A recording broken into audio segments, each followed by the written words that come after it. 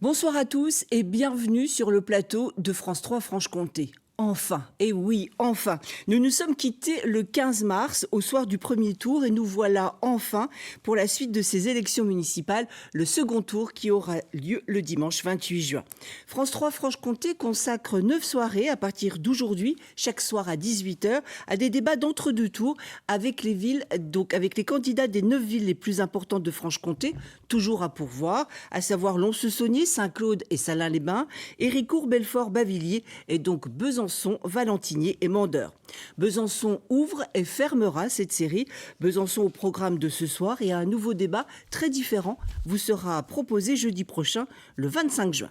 Alors, 3 invités sur ce plateau, les 3 qualifiés. Ils ont dépassé la barre des 10%, synonyme de qualification pour le second tour à Besançon, arrivé en tête des suffrages avec 31% des voix. Anne Vigneault d'Europe Écologie Les Verts. Elle conduit une liste de gauche avec aussi le PS, le PCF et Génération. Ludovic Fagot, des Républicains, il a pris la 2e place avec 24% des voix. Il est également élu conseiller départemental, vice-président en charge de la culture. Et puis, Éric Alauzet, de La République En Marche, est arrivé 3e avec 19% des voix. Il est député LREM de la 2e circonscription du Doubs. Alors, je vous propose de revoir les résultats du premier tour. Donc, comme je vous le disais, en tête Anne Vigneault, en 2 Ludovic Fagot, Éric Alauzet en 3e position, auraient pu fusionner avec ces listes qualifiées du trio de tête, car ils ont réalisé plus de 5% des voix de liste. La 4e, celle de Claire Arnoult de la France Insoumise, avec plus de 8% des voix, et celle du candidat du Rassemblement national, Jacques Richardetti, 7%, mais ces fusions n'ont pas eu lieu. Je vous laisse lire les résultats des autres listes. Nous allons voir comment ces 3 candidats qualifiés espèrent, s'ils sont élus maires de Besançon, rendre la ville plus dynamique, plus attractive, plus écolo et aussi plus sûre. Mais on est bien évidemment obligé de parler de ce qui nous a marqués tous au cours des derniers mois, à savoir l'épidémie de Covid-19. On va commencer par un tour de table avec vous d'abord, Anne Vigneault. Qu'est-ce que ça a changé, cette épidémie, dans votre vie et aussi dans votre programme, s'il y a eu des changements ? Je pense que ça a changé beaucoup de choses dans la vie de tout le monde. Et la première chose, c'est que ça nous a ramené sur la question de l'essentiel. L'essentiel, la solidarité, qui s'est beaucoup montrée comme étant un élément fort et qui a tenu la société. Et bien sûr, la question de la santé et la question de l'écologie, puisqu'on a vu que cette relation santé-écologie était très importante. Donc ça nous a plongé dans l'essentiel. Et notre programme était très axé sur finalement ces grands enjeux-là. Et donc, du coup, on n'a pas changé radicalement le programme. On a peut-être repriorisé un certain nombre de choses et des actions beaucoup plus fortes sur des politiques qu'il va falloir mettre très vite en action. Ludovic Fagot, pour vous ? Mais écoutez, je pense que cette épidémie nous a montré cette vulnérabilité qu'on pouvait avoir en matière sanitaire notamment et en matière aussi de logistique. Ça a été clairement identifié. Et puis cette fracture aussi désormais, qu'elle soit sociale ou économique, on le voit de ce que nous avancent donc, les statistiques de la CCI, nous disant qu'aujourd'hui, la Chambre de commerce et d'industrie nous disant aujourd'hui qu'un quart de nos entreprises sont en péril. Donc nous avons continué à travailler pendant cette période d'épidémie avec l'ensemble des colistiers. Notre programme avait vraiment du sens, qui était celui de remettre de la vie dans la ville. On a écrit un plan de relance économique très fort, parce qu'aujourd'hui, les entreprises ont besoin de ces flux. De développer. Et donc, on l'a vraiment réécrit avec un projet de relance immédiat qu'il faudra développer aujourd'hui. Éric Alauzet, quel changement pour vous ? On a vu à la fois les fragilités de la société et de belles solidarités. Et finalement, ce que j'ai fait, moi, pendant ces 3 mois, dans ma vie personnelle, et parallèlement pour mon programme municipal, c'est 3 sujets, l'économie, la santé et les solidarités. L'économie, parce que j'étais en relation quotidiennement avec les chefs d'entreprise ici et le gouvernement pour construire le plan de relance et construire notre plan ici de 120 millions d'euros. Sur la santé, pour à la fois reprendre mon rôle de médecin et faire en sorte que l'hôpital ne soit pas trop surchargé à ma place, mais aussi mettre en exergue nos propositions pour la santé, qui existaient déjà mais qu'on a mis beaucoup plus fort. Et puis enfin, les solidarités, ça a été l'occasion pour nous de mettre en œuvre une proposition de la campagne qui est la Banque du bénévolat, qui a permis d'assister des enfants pour avoir des ordinateurs, de fabriquer des masques, de venir livrer des repas aux personnes âgées et finalement de préparer ce qui va se passer malheureusement avec le chômage qui s'annonce. Alors vous disiez, il y a des points qui ont été renforcés dans votre programme. Est-ce qu'il y a des choses que vous avez abandonnées en vous disant on n'aura pas le temps, on n'aura pas l'argent ? Non, on n'a rien abandonné, on a juste repriorisé. Par exemple, dans le programme, il y avait une question très forte sur la question de la santé et qu'on voulait s'emparer parce qu'on considérait que c'était vraiment un manque. Et finalement, on va le mettre très fortement. Mais pourtant, la santé, c'est pas forcément une priorité, compétence municipale. Écoutez, il y a un moment donné, ce qui nous importe, c'est aussi là où on voit qu'il y a des difficultés dans la ville. Donc, c'est pour ça que c'était pas marqué comme étant une grande des priorités, mais elle l'est devenue. Elle l'est devenue. Voilà. Elle a pris l'une des premières places. Et la deuxième, qui a pris une place encore plus importante qu'elle n'était avant, c'est bien sûr la fragilité dans laquelle nous sommes aujourd'hui au niveau écologique et au niveau économique, je veux dire, et au niveau social, parce que Quel lapsus. Oui, parce que l'écologie, c'est le moyen de sortir l'économie de là où elle peut se trouver. Ludovic Fagot, vous parliez de télécabines pour la citadelle, des circuits en ville, une grosse part réservée au tourisme. Tout ça, vous l'avez mis de côté ou pas? Alors, on ne l'a pas mis de côté, c'est-à-dire que ça va être décalé dans le temps parce que je pense que cette période amène de la responsabilité. Donc, le projet fort, projet Port Citadelle, bien sûr, est toujours d'actualité, mais il sera un petit peu décalé dans le temps. On a surtout travaillé sur le volet économique avec un plan de relance à hauteur de 32 millions d'euros immédiatement parce qu'aujourd'hui, les entreprises ont besoin de ce qu'on appelle le cash flow, c'est-à-dire du flux de trésorerie pour pouvoir abonder vraiment leurs fonds disponibles, ce qui est compliqué aujourd'hui. Et on le voit qu'on a un certain nombre aujourd'hui de personnes qui sont en doute de savoir si elles vont pouvoir maintenir ou pas leur emploi. Et donc, il faut réagir dans l'immédiat. Et donc, le plan de relance que l'on a travaillé, qu'on a construit avec l'ensemble... 32 millions, Éric Alauzet disait tout à l'heure 120. Écoutez, je pense qu'il ne faut pas être sur de la surenchère. 120 millions, quand vous voyez aujourd'hui que le Grand Paris, avec 7 millions d'habitants, fait un plan de relance à 110 millions d'euros. Nous, 190 000 habitants sur le Grand Besançon, un plan de 120 millions d'euros. Je crois qu'il faut avoir un petit peu de sérieux par rapport à cela. En tout cas, ce n'est pas forcément l'objet du débat, mais en tout cas, on est sur un plan immédiat. 120 millions, pour quoi faire? Vous les trouvez où? Vous parliez de la santé. C'était dans notre programme, simplement on l'a mis en exergue. Et il y a beaucoup de choses liées à la santé sur les compétences municipales. Bien manger, bien respirer, se déplacer d'une certaine façon. Mais aussi toutes nos start-up sur le pôle Thémis Santé qui sont avec l'établissement français du sang sur des médicaments innovants pour l'avenir. Mais aussi beaucoup de choses sur la santé. Et mon emblème pour la ville de Besançon, mon ambition, c'était de faire de Besançon la ville de la pleine santé, les habitants de la pleine santé. Donc on a mis tout ça en exergue, mais aussi bien sur la vie quotidienne que sur le développement économique. Voilà. Et maintenant, la question économique, elle est massive. Il va falloir faire vite et fort. L'agglomération, c'est une compétence majeure, l'économie. Il va falloir pas faire de la dépense pour la dépense, comme fait M. Fagot, 32 millions à fonds perdus. C'est de l'investissement que nous allons faire, y compris des prises de participation dans les entreprises, pour faire justement que ces entreprises qui sont à la pointe, comme les start-up dans le médical, il faut 7-8 ans pour développer un produit. Et souvent, ces entreprises, elles sont soit rachetées, elles partent, elles s'externalisent. Et nous, on veut développer ici ces entreprises, les industrialiser ici. Et pour ça, la collectivité, pas seulement avec l'Europe, avec la France, je sais les plans qui se préparent au niveau européen et français. On va donner la parole à Anne Vigneault. Un mot? Oui, parce que juste, moi, il y a quelque chose qui m'interroge, parce qu'au premier tour, nous avions dit que nous voulions être ambitieux en matière d'investissement.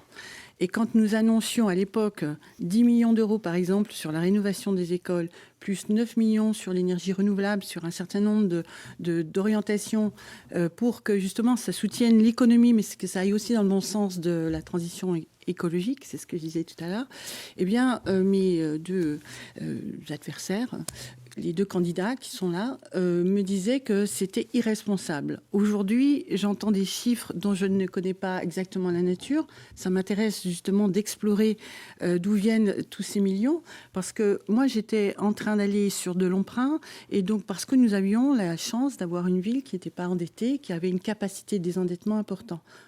On m'accusait d'irresponsabilité. Donc je renvoie la balle aujourd'hui. Moi, je vois bien les millions que vous pouvez mettre en œuvre, mais je suis très intéressée de voir que vous avez suivi l'ambition que nous avions tracée dès le premier tour. Ludovic Fagot. Ouais, écoutez, je pense que le débat ce soir, il est surtout un débat de fond. On n'est pas sur la surenchère aujourd'hui en matière financière. Monsieur Alauzet parle de 120 millions, on parle de 32 millions. Voilà, on est tous sur des projets un petit peu différents, certainement, mais on n'appelle pas là à la surenchère des chiffres. Je crois que l'époque ne se prête pas au brassage d'utopie, je pense, ni à la fantaisie dogmatique, en tout cas, comme vous pouvez avancer. On va commencer par des vocabulaires. Je vous ai pas forcément coupé. Mais je voudrais juste dire que je suis une femme et j'aimerais que vous arrêtiez de m'attaquer sur sur des vocabulaires qui sont propres au rapport entre un homme et une femme. Madame Vigneault, Si je vous le dis, si vous me permettez, j'étais vraiment très attentif à ce que vous avez évoqué. Quel est le mot qu'il a employé? Mais vous savez, depuis qu'on est en campagne, mais quel est le mot qu'il a depuis qu'on est en campagne, on est sûr. Angélisme, chasse aux papillons, etc. Ce monsieur ne voit même pas... Il n'y a pas que les femmes qui font de l'angélisme ou de la chasse aux papillons. Est-ce que vous n'êtes pas au courant qu'il y a du vocabulaire qui est utilisé dans le monde politique, qui a tendance à discréditer une parole en voulant rabaisser en permanence? Vous savez que là, moi sur ce plateau, moi je n'ai pas de sexe. Je suis que journaliste. Symbole phallique, oui. muscle, c'est pas sexiste? Si, c'est ça, parce que je réponds à vos... Je vais juste expliquer l'histoire muscle et symbole phallique. Oui. C'est à propos de la police municipale et de son armement potentiel. On en parlera tout à l'heure. Monsieur Fago, finissez votre phrase. Moi, j'ai été très attentif à ce que vous avez évoqué. Je ne vous ai pas coupé parce que je suis très respectueux, en tout cas, de l'engagement qui est le vôtre. Donc, voilà, respectez un petit peu ma prise de parole. Donc, voilà, je ne suis pas là-dessus. Et puis, quand vous parlez de certains éléments, vous voyez, on va parler des vêtres, je crois, tout à l'heure. Vous voulez du béton aux vêtres, moi, je veux des fleurs. Donc, vous voyez, je pense qu'il n'y a pas forcément d'éléments distincts par rapport à ça. On va rentrer... aux éléments économiques, je pense qu'aujourd'hui, il faut vraiment vous allez voir du sérieux. Justement, vous allez en parler là, tout de suite, vous allez en avoir l'occasion, puisque donc... on va parler d'économie, puisque très touchés par le confinement et le manque d'activité économique, les commerçants, ceux qui font vivre la ville, qui apportent de la vitalité, du dynamisme en son centre. Alors, on va écouter maintenant la question que vous pose Thierry Dich, qui est président de l'association des commerçants de Besançon. On l'écoute. Mesdames, Messieurs, bonjour. Messieurs, dames, les candidats, j'ai bien sûr une question pour vous qui concerne le centre-ville. Alors, on est tous forts de constater que le centre-ville est moribond. On a perdu notre capitale régionale, on perd des habitants, on perd de l'attractivité. Alors aujourd'hui, concrètement, qu'allez-vous nous proposer? Je voudrais une action précise à mettre en œuvre rapidement pour redonner au centre-ville la notoriété qu'elle a perdue. Alors, par galanterie, Ludovic Fago, je vais vous donner la parole. Vous parliez d'économie. Là, Monsieur Dich vous pose une question. Quelle action concrète pour le centre-ville? Alors c'est multifactoriel dans les actions qui sont apportées. Non, mais vous en demande une. Alors il y en a certainement plusieurs à développer, mais l'animation du centre-ville aujourd'hui est un élément incontournable à apporter, en co-construisant vraiment avec les commerçants aujourd'hui pour faire vivre vraiment notre cœur d'activité.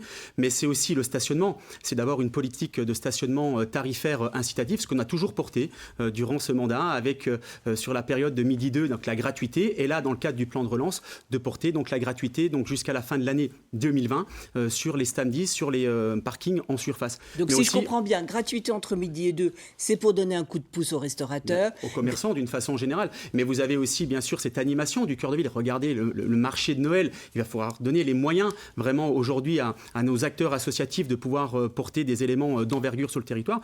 Mais je voudrais aussi aborder cette politique aussi affirmée en matière donc de tranquillité publique, de lutte contre les incivilités. Depuis la sortie du confinement, notre ville est sale, et pas du fait des agents qui font bien leur travail, mais du fait aussi des incivilités aujourd'hui. Donc là, vous en donnez deux. Voilà, on plusieurs donne la parole à Éric Alauzet. Éric Alauzet, une action pour redynamiser le centre-ville, vous demande le président des commerçants.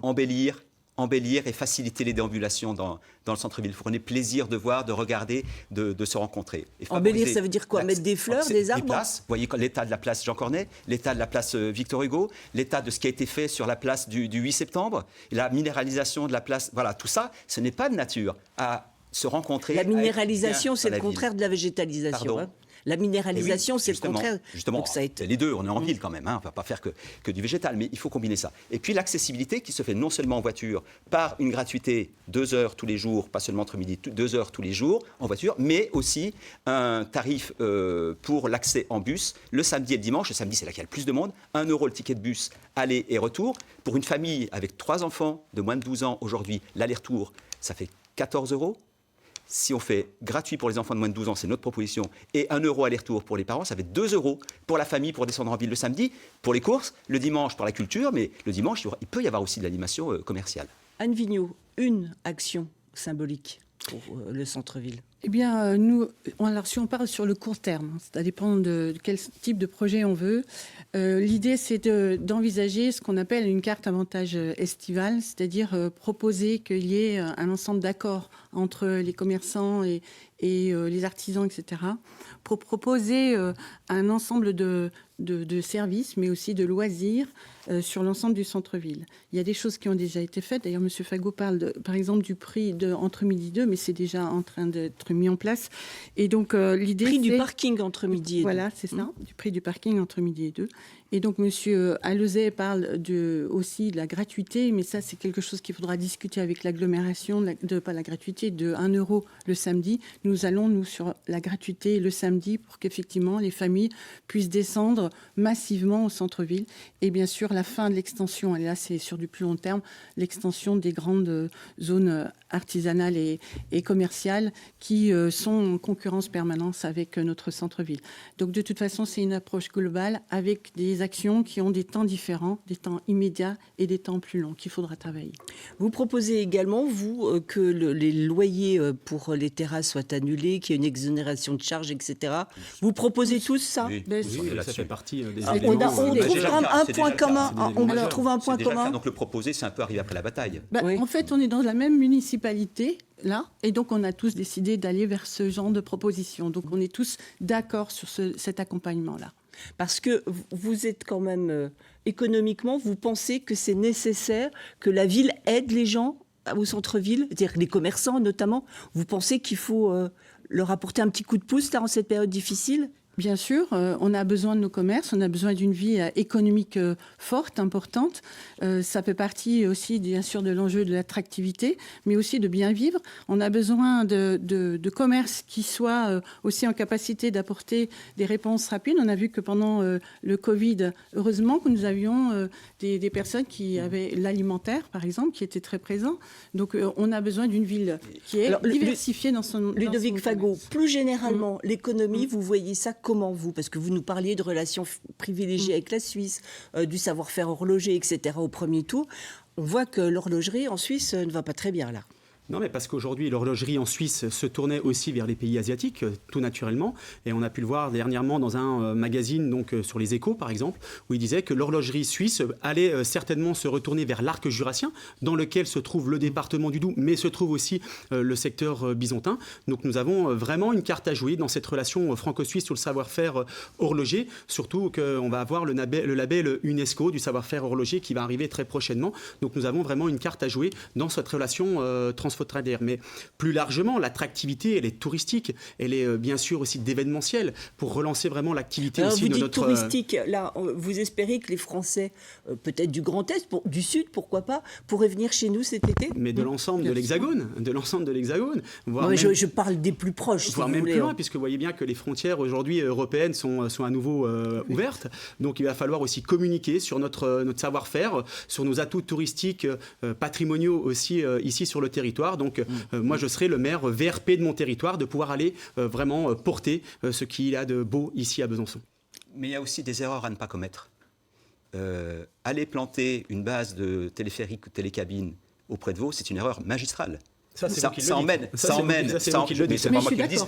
Les commerçants le craignent aussi parce que ça emmène les touristes de l'autre côté des prés de Vaud, ils montent à la citadelle, ils redescendent et ils partent. La citadelle, elle se conquiert au sens figuré du terme par le centre-ville, par la place Victor Hugo. Il faut y monter quand même. C'est une montée, on l'agrémente, 90% des gens peuvent la monter tranquillement du moment qu'elle est agrémentée, qu'elle est agréable, qu'elle est facilitée. Et mon projet, il est plutôt de dynamiser l'intérieur de la citadelle, l'offre, et de faire du centre-ville la boutique. Il y a une petite boutique là où elle est utile, mais la vraie boutique de la citadelle, c'est le centre-ville. Donc le lien entre la citadelle et la boucle, c'est en montant, comme on l'a fait historiquement. Il faut aussi éviter de faire... on va y revenir sur les vêtes. Il faut construire aux vêtes. On ne peut pas dire qu'on veut assurer l'attractivité de la ville. La ville ne pas avoir d'habitants. Je vous arrête tout de suite. Il ne fallait pas surtout supprimer les mots doux. C'est une erreur magistrale.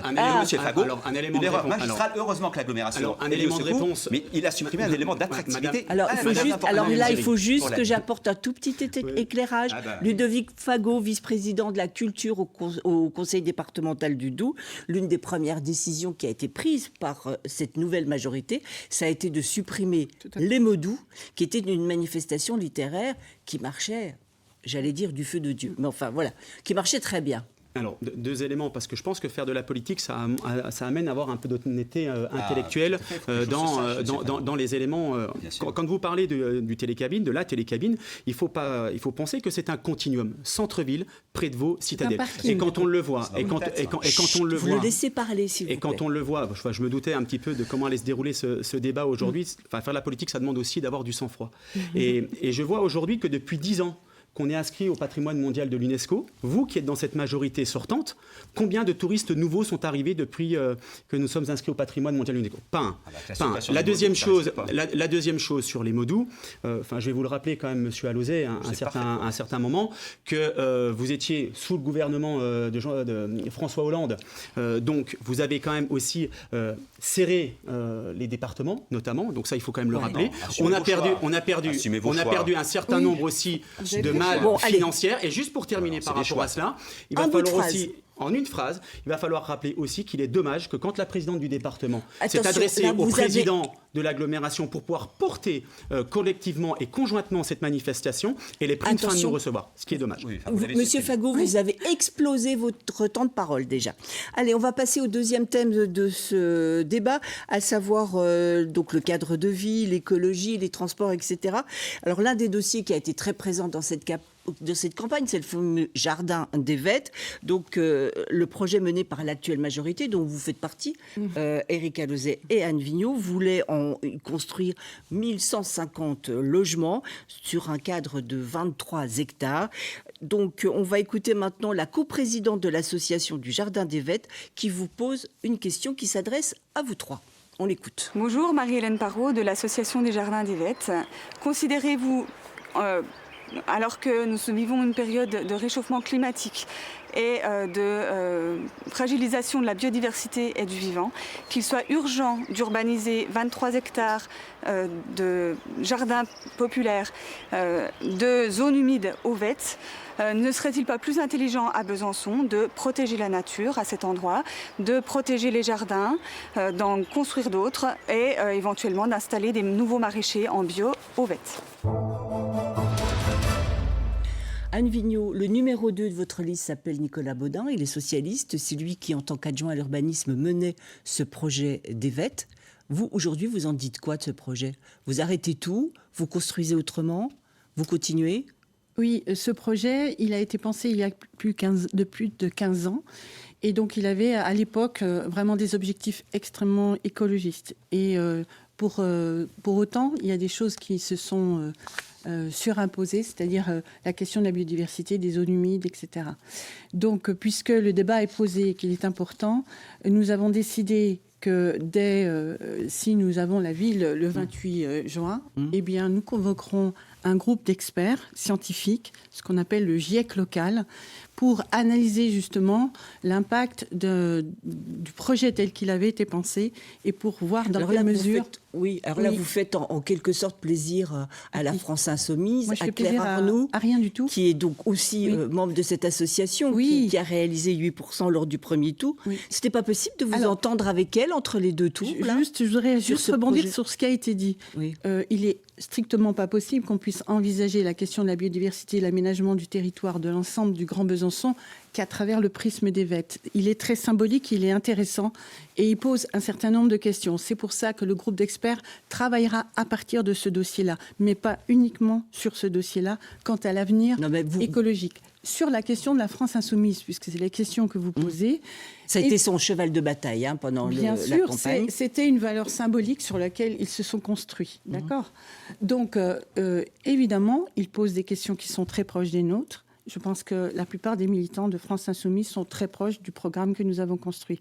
Pour autant, dans l'expression politique telle qu'elle a été posée au soir des élections, la France Insoumise nous a donné des conditions qui ne nous ont pas permis de nous unir. Mais je sais combien les militants sont attachés au travail de l'écologie et donc on travaillera tous ensemble.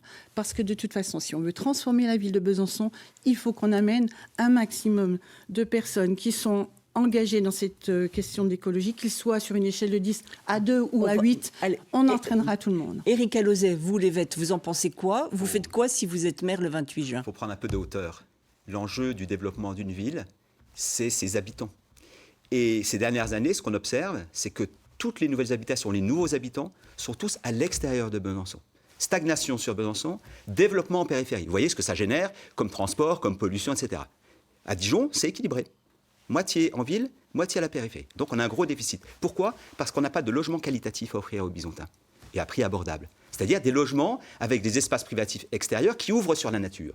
Et c'est pour cela qu'il faut construire. Je vais revoir le projet des Vettes aussi. Mais qu'il faut construire aux Vettes. Mais c'est des logements sociaux, privés? Il y a de tout, c'est de la mixité. C'est de la mixité. Il faut absolument construire aux Vettes, sinon on renvoie les habitants à la périphérie, c'est complètement anti-écologique. Simplement, il faut faire un quartier où la biodiversité, où les jardins sont présents. On n'en a pas mis.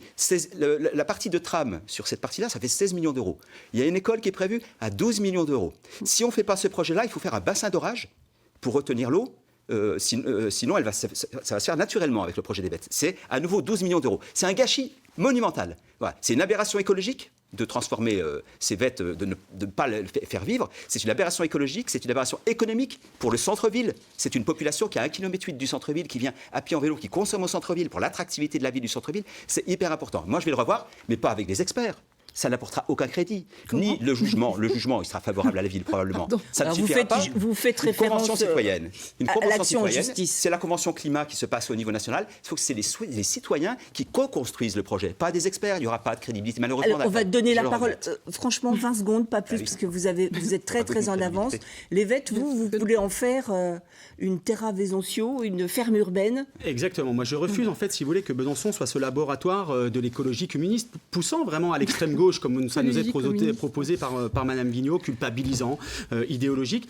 Et c'est un sujet, moi, qui me passionne, les Vettes.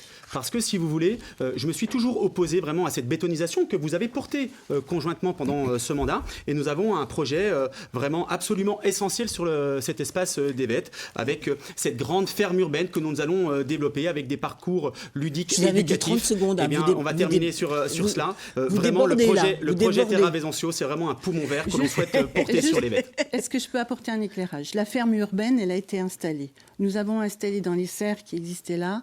Et ça, j'en suis... Madame Vigneault, vous voulez me laisser terminer sur la ferme urbaine? C'est du verre urbaine. béton, là-bas. Vous, c'est du verre béton. Vous l'avez porté pendant cette Vous mandature. avez Donc il faut l'assumer. un flot de langage Assumez-le pleinement. qui est juste très préconçu. Très Pas bien. du tout. Juste, moi, ce que je veux dire, c'est que concrètement, nous avons installé une micro-ferme à cet endroit-là. Nous devons réinstaller un certain nombre de jardins.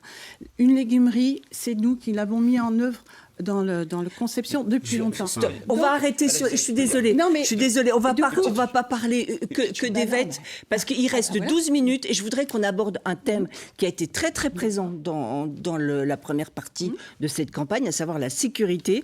On va écouter... Vous savez que ce matin, une très grosse opération de police a été menée à Planoise. Il y a eu 15 interpellations. Des policiers sont venus de Dijon, de Nancy et d'ailleurs pour arrêter donc des gens à Planoise. On va écouter tout de suite l'un des syndicalistes de la police municipale de Besançon. Il s'appelle Yvan Descrouy. On l'écoute, il a une question à vous poser. Bonjour madame, bonjour messieurs. Je me présente, Yvan Descrouy, délégué syndical force ouvrière à la PM de Besançon. Et j'aurais une question à vous poser.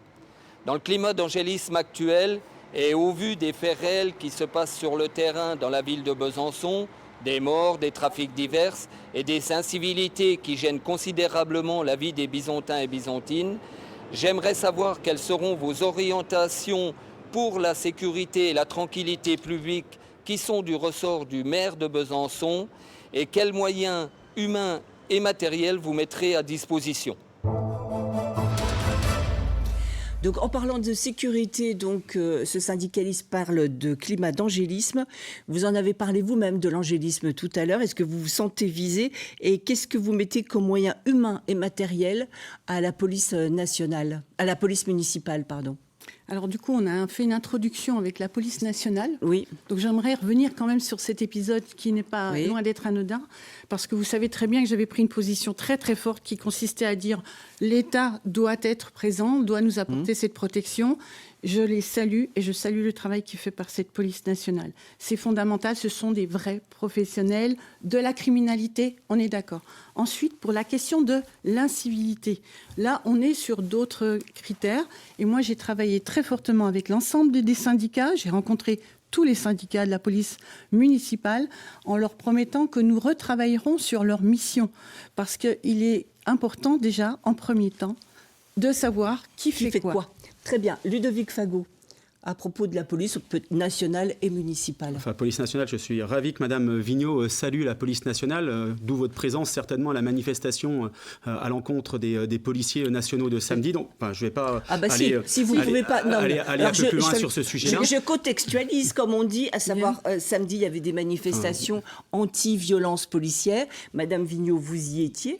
Alors moi, je suis arrivée au rassemblement parce que, en même temps, je suis membre de la Ligue des droits de l'homme depuis très longtemps et je défends une chose, c'est le respect. Je respecte les policiers, je suis très respectueuse des policiers. Pour autant, ça ne nous empêche pas de rappeler qu'il y a des choses qui ne peuvent pas arriver. Et c'était ça, la demande de ce rassemblement. Le respect. Il fallait que j'explique pourquoi, Ludovic Fagot, vous parlez d'une manifestation samedi. Alors moi, si vous voulez, je ne serai pas du côté de la théorie de l'excuse, si vous l'avez bien compris par rapport à cela. La situation aujourd'hui n'est plus forcément sous contrôle à Besançon, on le sait, on le voit. Les incivilités, les insécurités gâchent le quotidien des Bisontines et des Bisontins. Et je le redis, moi je serai le maire de la sécurité de tous pour l'ensemble des incivilités et de l'insécurité sur le territoire bisontin. Donc ça passe par différents éléments, puisqu'il faut pouvoir protéger nos familles, nos policiers municipaux qui se retrouvent face à ces 15 qui ont été arrêtés ce matin, où c'est de la grande délinquance. Ce sont des gens lourdement armés. Donc il faut recruter, former et armer nos policiers municipaux, ce qu'on a toujours défendu pendant ce mandat. Mais c'est également doubler donc les effectifs de nos policiers municipaux. C'est également déployer la vidéoprotection sur le territoire et de redonner à nos policiers municipaux donc des missions de maintien de tranquillité publique pour pouvoir permettre à la police nationale. Vous avez le même discours que celui de Jacques Richardetti du Rassemblement national première partie de campagne. La sécurité, c'est comme l'écologie, ça n'appartient pas à tel ou tel parti. On a toujours été constant par rapport à cela, contrairement à d'autres ici sur le plateau, parce qu'on a vraiment, nous, cette constance par rapport à l'armement, on a vraiment cette constance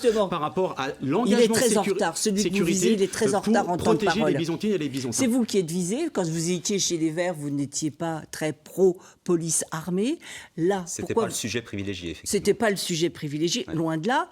Là, pourquoi aujourd'hui vous êtes sur la même ligne que Jacques Richardetti, dont je parlais du Rassemblement national, ou Ludovic Fagot? Pas du tout. Non, mais vous voulez armer la police municipale. Il faut regarder les choses un peu plus au fond, si vous permettez. Il faut avoir les yeux ouverts sur la situation. C'est-à-dire le délitement du lien social, la perte du respect mutuel, du respect des enseignants, parfois par les enfants et même par les parents, la perte des respects des policiers, qu'ils soient nationaux ou municipaux, qui se font insulter, provoquer, cracher au visage. Mais c'est juste intolérable. Et à force de dépasser sans arrêt les limites de, soi-disant, la liberté, il n'y a pas de limite, il y a des limites à la liberté. Et moi, je veux être le maire, il doit restaurer la justice, il doit restaurer le respect mutuel, il doit restaurer le respect des valeurs. Voilà. Et j'y suis absolument déterminé. Pour cela, évidemment, le rôle primordial des parents, j'aurai des contrats de parentalité avec les parents dont les enfants ont fait des bêtises, avec les enseignants, les éducateurs en général. Mais qu'est-ce que vous appelez des bêtises ? Des bêtises, de la délinquance, des délits. Oui, après, donc c'est des grosses bêtises alors. Voilà. Des grosses bêtises. Pas des bêtisettes, quoi, des grosses bêtises. Mais à partir des petites bêtises. À partir des petites bêtises.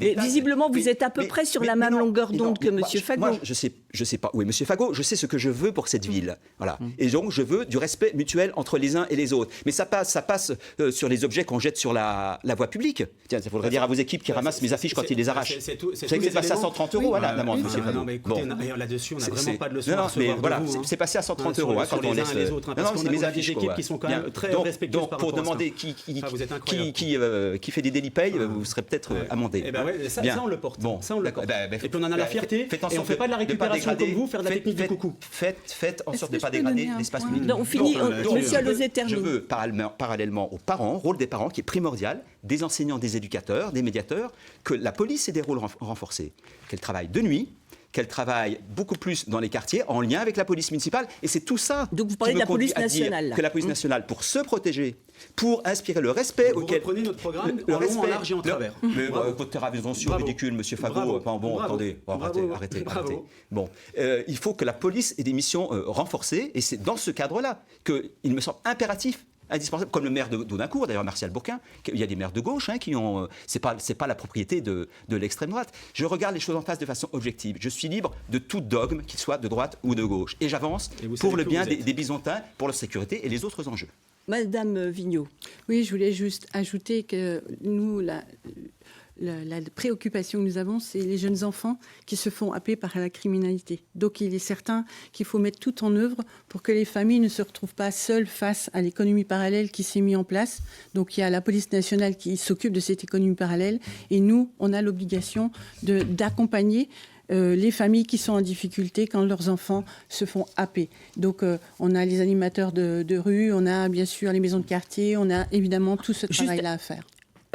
Monsieur Fagot, Monsieur Alauzet, visiblement, il y a quand même des points de convergence entre vous, notamment sur la sécurité. Pourquoi vous n'êtes pas alliés entre les deux tours ? Écoutez, ça, moi j'ai lancé en tout cas des pistes, en tout cas sur la prise de responsabilité des uns et des autres. Donc moi j'ai pu le faire. Après, chacun a pris la main tendue ou pas, ce qui n'a pas été le cas. Vous demandiez surtout à M. Alauzet de se désister. Écoutez, il y a eu des prises de responsabilité partout en France, là où la personne arrivée troisième pouvait mettre un vrai risque à la ville de Besançon, qu'elle soit portée par une liste poussant à l'extrême gauche, ce qui est le cas de la liste de Mme Vigneault. Donc bon, ça n'a pas été le cas. Après, chacun a pris ses responsabilités en son âme et conscience. Vous savez, Monsieur Fagot, il y a une grande partie de l'électorat de droite qui a peur de Mme Vigneault. Mais je peux vous dire qu'il y a une grande partie de l'électorat de gauche qui a énormément peur de vous. Ça, c'est vous qui surfez sur les anciennes théories. Il y a une chose qui compte en politique comme dans la vie, c'est le respect. C'est l'ancienne politique. C'est le respect, Monsieur Fagot. Et vous avez le respect à la gauche, mais dans la pratique, je n'ai jamais vu qu'un candidat se permette d'intimer à un autre candidat au motif qu'il a quelques pourcents de moins de quitter le champ politique. On ne va pas montrer les SMS. C'est quand même impressionnant. C'est un manque de respect élémentaire. C'est toute une mise en scène, a fait semblant d'ouvrir, mais en réalité, c'est pas du tout. Et nos programmes sont très différents. Il y a des béances énormes sur l'écologie et les solidarités. Vous sentez touché. C'est pour ça que vous sentez touché. Merci, messieurs. Juste une question à Anne Vigneault. Voilà, donc l'écologie et la solidarité, malheureusement pour vous, c'est une béance. Anne Vigneault, votre liste, elle est d'extrême gauche alors ? Écoutez, ça fait des années qu'il y a un ensemble qui fonctionne, et je pense que jamais personne n'a dit de la ville de Besançon qu'elle est en extrême gauche. Que ce soit le Parti communiste... mais le Parti communiste ou là Génération, ou les écolos, mais vous avez... dans quel monde on est au 19e siècle quand on... Enfin, non, mais ce sont des partis qui sont radicalisés par rapport à il y a 10 ans ou il y a 20 ans. C'est une stratégie de langage pour essayer de faire peur. Mais qui peut croire que le Parti communiste de Besançon pourrait faire peur à qui que ce soit ? Ils sont là depuis 20 ans. Il reste un peu plus de 2 minutes, donc le tirage au sort pour conclure a eu lieu avant l'émission. Donc la parole est à Anne Vigneault. Vous avez 30 secondes, pas plus, pour conclure. On vous écoute. Écoutez, moi je suis très heureuse de présenter aux citoyens de Besançon le programme à nouveau renouvelé, parce que je dois saluer le fait qu'on nous a mis en premier sur le premier tour, parce que je crois qu'il y a une culture à Besançon qui est la culture de l'écologie, la culture du social, et tout le monde y est très attaché, tout le monde. Donc ça, c'est fondamental, et j'espère que vous voterez tous le 28 juin une femme écologiste qui a envie de transformer la ville. Merci, madame. Ludovic Fagot, 30 secondes pour vous. Vous savez, tous les représentants ici de la majorité sortante qui sont autour de la table, moi je ne fais pas partie de leur club. Ils avaient le pouvoir de changer les choses et ils ont échoué. Et en plus, aujourd'hui, on le voit, ils essaient de se défausser en plus avec agressivité. Je crois que Besançon a rendez-vous avec l'avenir. Moi, je ne serai pas le maire d'un clan, pas le maire d'un parti, comme je l'ai déjà dit. Et avec une équipe vraiment renouvelée et dynamique, nous allons porter un nouveau projet, parce que je refuse que Besançon s'illustre aujourd'hui, encore une fois, dans les faits divers, mais qu'on puisse porter vraiment nos talents et que Besançon soit la ville de tous les possibles. Donc les Byzantins attendent autre chose, attendent ce changement, et je le porterai Éric Alauzet, vos 30 secondes de conclusion. C'est une nouvelle élection pour un nouveau Besançon, une élection à un tour. Finalement, les cartes sont rebattues. Nos concitoyens ont le choix entre une liste très à gauche. Jamais ça a été aussi à gauche à Besançon, une liste très à droite avec M. Allenbach qui vient conforter le conservatisme et l'ultralibéralisme et qui ne ressemble pas du tout à Besançon. D'ailleurs, ni l'un ni l'autre ne ressemble à Besançon, ni l'un ni l'autre n'habite Besançon. Voilà. Et donc, ce que nous proposons, c'est une liste qui est au cœur de la sociologie byzantine, une liste qui ressemble à Besançon, qui traite de façon équivalente économie, écologie, solidarité et sécurité. Merci beaucoup, merci madame, merci messieurs. Nous allons vous retrouver tous les 3 jeudis prochains, même endroit, même heure, France 3 Franche-Comté, 18h. Et cette fois-ci, vous répondrez aux questions des téléspectateurs. Demain à 18h, Jérémy Chevreuil animera le débat consacré à Mandeur et ses 5 candidats. Et oui, c'est une quincangulaire. C'est pas facile à dire et en plus c'est moche. Voilà, merci beaucoup, merci de votre attention. Bonne soirée. Le journal dans quelques instants. Au revoir.